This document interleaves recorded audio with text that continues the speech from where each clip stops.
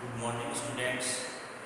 आज हमारा इकोनॉमिक्स का तीसरा वीडियो चल रहा है जिसमें अर्थशास्त्र से संबंधित परिभाषाएं और अर्थशास्त्र की जो प्रकृति है, क्षेत्र है, अर्थशास्त्र का जो विषय क्षेत्र है उसके बारे में बनाया गया है। ठीक है, इससे पहले मैं एक बार आपको जो इससे पहले वाला जो वीडियो था उसके बारे में जो दो वीडियो डाले गए थे कल दिनांक 1 सितंबर को, उनके बारे में थोड़ा रिपीट कर रहे हैं। ठीक है, देखो class subject economics class 11th and 12th, micro अर्थशास्त्र जो विषय है वो 11th 12th दोनों में है। इस साल एक सब्जेक्ट माइक्रो इकोनॉमिक्स जो 11th और 12th दोनों ही कक्षाओं में समान रूप से चलेगा, यानी कि इस साल 12th में माइक्रो मैक्रो दो सब्जेक्ट हैं और 11th में माइक्रो और स्टैटिक्स है। अगले साल से 12th में माइक्रो हट जाएगा और उसकी जगह डेवलपमेंट जो विकासात्मक अर्थशास्त्र है वो आ जाएगा। इसलिए इस साल 11th और 12th दोनों में माइक्रो इकोनॉमिक्स यानी व्यष्टि अर्थशास्त्र दोनों में समान है, इसलिए दोनों ही कक्षाओं के लिए एक ही वीडियो बनाया जाएगा। ठीक है, तो कल आपको मैंने अर्थशास्त्र से संबंधित कुछ परिभाषाएं बताई थी। देखो, प्रारंभिक आज से भी प्रारंभ काल से ही मनुष्य की आजीविका का कुछ न कुछ साधन अवश्य रहा है। मनुष्य की आजीविका के लिए कुछ न कुछ साधन प्रारंभिक यानी आदि मानव काल से रहा है। आदि मानव काल था वो क्या करता था कि प्रारंभ में आखेटक पर निर्भर था, यानी शिकार करता था और अपनी आजीविका चलाता था। यानी उस प्रकार उस समय किसी भी प्रकार की धन संचय करने की प्रवृत्ति नहीं पाई जाती थी। यानी मनुष्य को जो कुछ भी मिलता था वह उससे क्या करता था, उसको खा लेता था। यानी आखेटक पर मुख्य रूप से उसकी आजीविका निर्भर थी। लेकिन जैसे जैसे मानव सभ्यताओं का विकास हुआ और मानव सभ्यताओं के साथ साथ मानव ने कई प्रकार की खोजें की और धीरे धीरे मानव कृषि, पशुपालन और अन्य जो आर्थिक क्रियाएं हैं उन आर्थिक क्रियाओं की ओर जाना प्रारंभ कर दिया। आज विभिन्न प्रकार की जो आर्थिक क्रियाएं हैं जिसमें मुख्य रूप से वाणिज्यिक क्रियाएं भी आती है, औद्योगिक क्रियाएं भी आती है, इसमें अर्थशास्त्र का योगदान महत्वपूर्ण माना जाता है। देखो, अर्थशास्त्र का नाम का उल्लेख प्राचीन ग्रंथों में मिलता है। अर्थशास्त्र का उल्लेख आज ही नहीं, प्राचीन जो ग्रंथ थे उनमें भी मिलता है। जैसे मुख्य रूप से जैसे अर्थशास्त्र, कौटिल्य ने अर्थशास्त्र शब्द का प्रयोग किया था। यानी कौटिल्य की एक राजनीतिक पुस्तक थी, उस पुस्तक में अर्थशास्त्र के बारे में भी उन्होंने बताया है। इसी प्रकार कृषि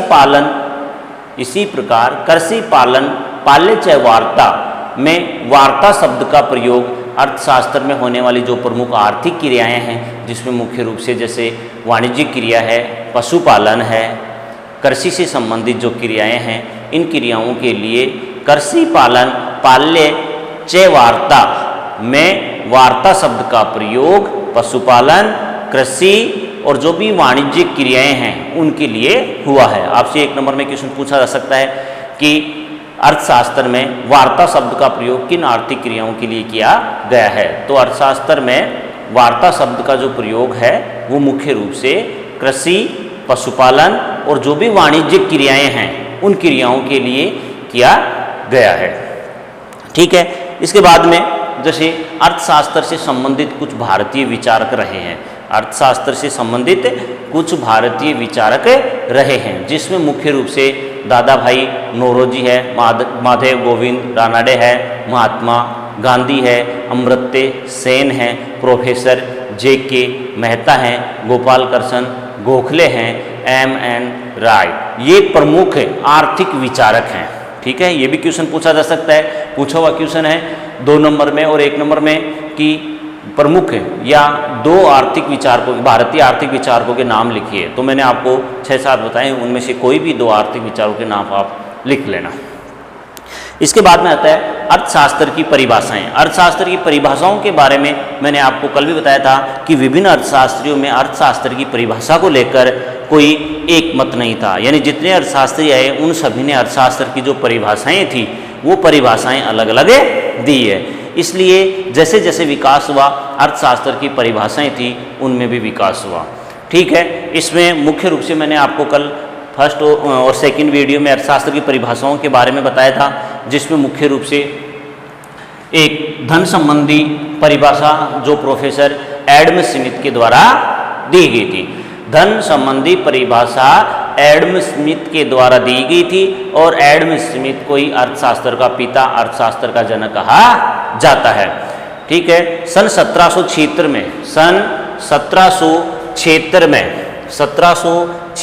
में एडम स्मिथ ने एक पुस्तक लिखी थी। उस पुस्तक का नाम था an inquiry into the nature and causes of the wealth of nation.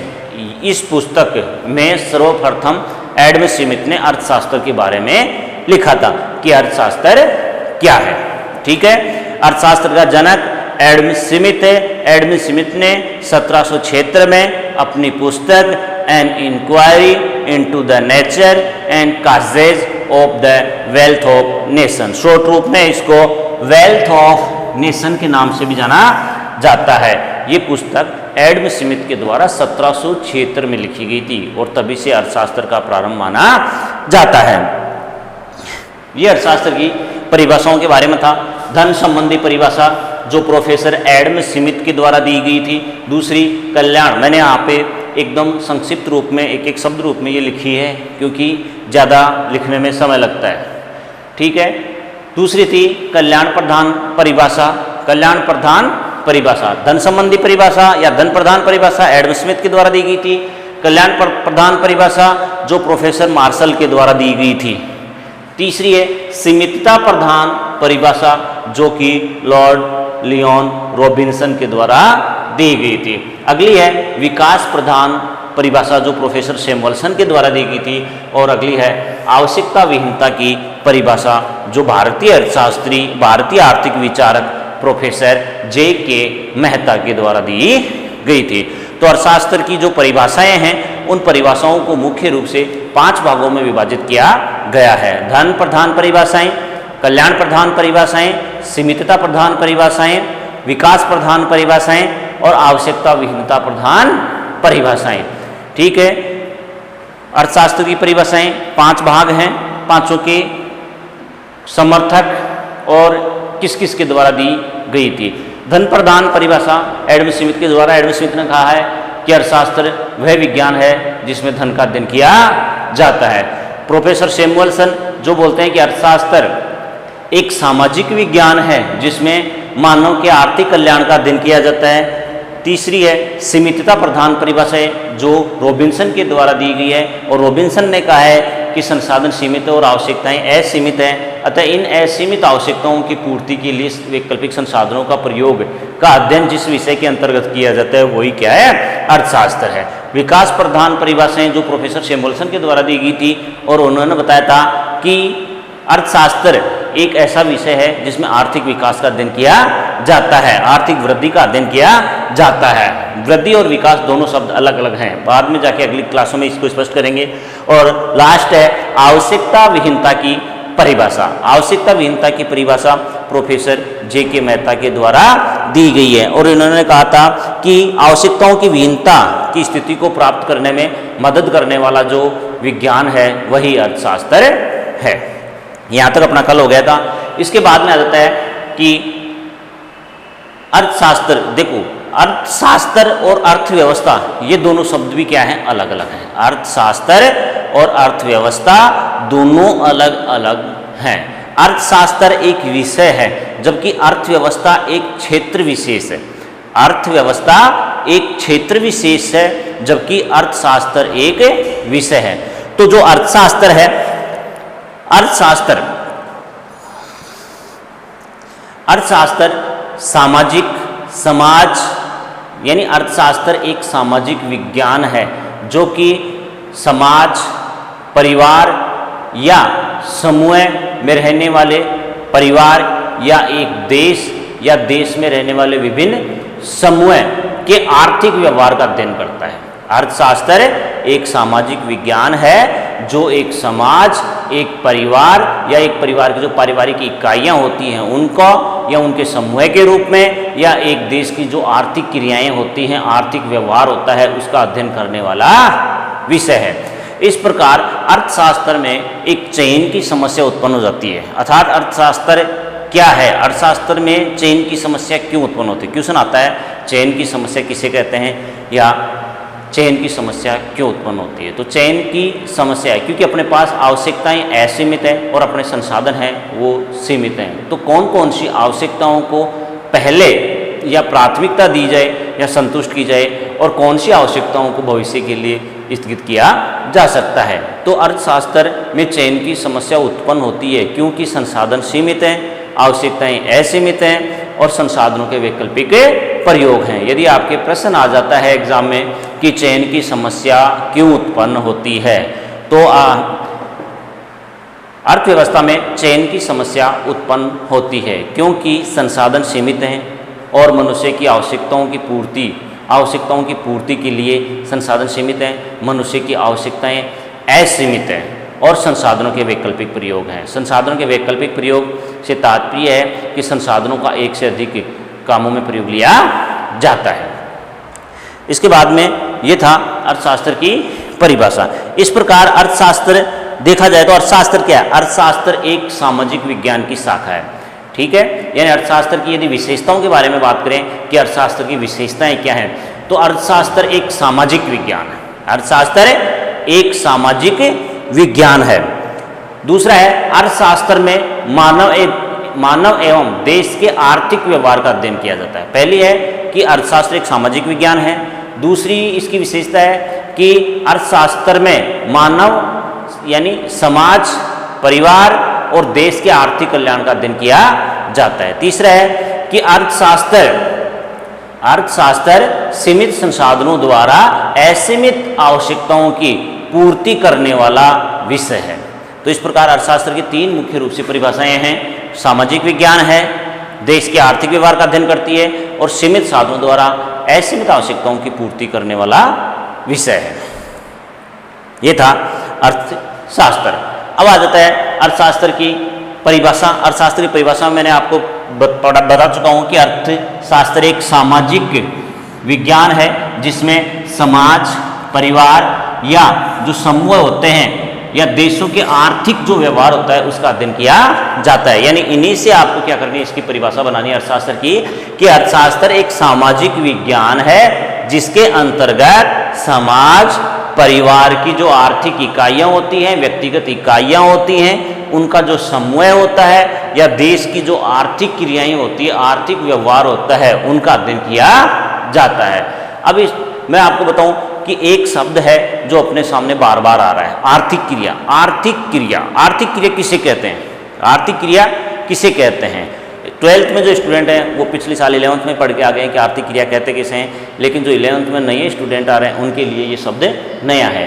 तो आर्थिक क्रिया किसे कहते हैं, यानी एक व्यक्ति द्वारा अपनी आजीविका को चलाने के लिए या धन कमाने के लिए जो क्रियाएं करनी पड़ती हैं वही क्या कहलाती है, आर्थिक क्रिया। ठीक है, यानी आर्थिक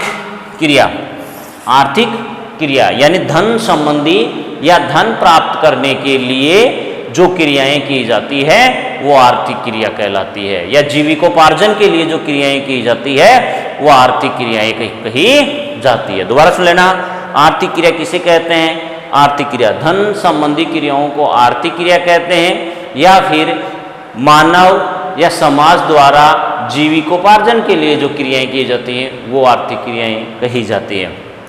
आर्थिक क्रियाओं को मुख्य रूप से 5 भागों में विभाजित किया गया। पहला है उत्पादन, दूसरा है उपभोग, तीसरा है विनिमय, चौथा है वितरण और 5वां है निवेश। यानी जो आर्थिक क्रियाएं होती हैं उन आर्थिक क्रियाओं को मुख्य रूप से 5 भागों में विभाजित किया गया है। सबसे पहले है उत्पादन। उत्पादन किसे कहते हैं, यानी किसी वस्तु अथवा सेवा में उपयोगिता का सृजन करना ही क्या कहलाता है? उत्पादन। जैसे आपके पास कुछ रॉ मटेरियल है, सपोज करो कि आपके पास एक पेड़ है, लकड़ी है, उस लकड़ी का कोई प्रयोग नहीं है, आप उसको जलाने के काम में ले सकते हो। लेकिन यदि उस लकड़ी का प्रयोग करके आप एक चेयर बना देते हो, स्टूल बना देते हो, बेंच बना देते हो, तो वो आपके लिए उपयोगी साबित होगी। यानी कोई भी जो रॉ मटेरियल होता है, कच्ची सामग्री होती है, उसको इस रूप में परिवर्तित करना जो आपके लिए लाभदायक हो जाए, अर्थात आपके लिए उपयोगी हो जाए, वही क्या कहलाता है? उत्पादन। शॉर्ट रूप में इसकी या संक्षिप्त रूप में इसकी परिभाषा किस प्रकार से लिखते हैं? यानी वस्तुओं और सेवाओं में उपयोगिता का सृजन करना, उपयोगिता का निर्माण करना ही क्या कहलाता है? उत्पादन कहलाता है। ठीक है, वस्तुओं और सेवाओं में उपयोगिता का सृजन करना, निर्माण करना ही उत्पादन कहलाता है। दूसरा है उपभोग। अब आपने किसी वस्तु अथवा सेवा में उपयोगिता का निर्माण कर लिया, उपयोगिता का निर्माण कर लिया उत्पादन क्रिया के फलस्वरूप। यदि आप उस उपयोगिता को नष्ट कर दोगे, यानी किसी वस्तु अथवा सेवा में निहित उपयोगिता को नष्ट करना ही क्या कहलाता है? उपभोग कहलाता है।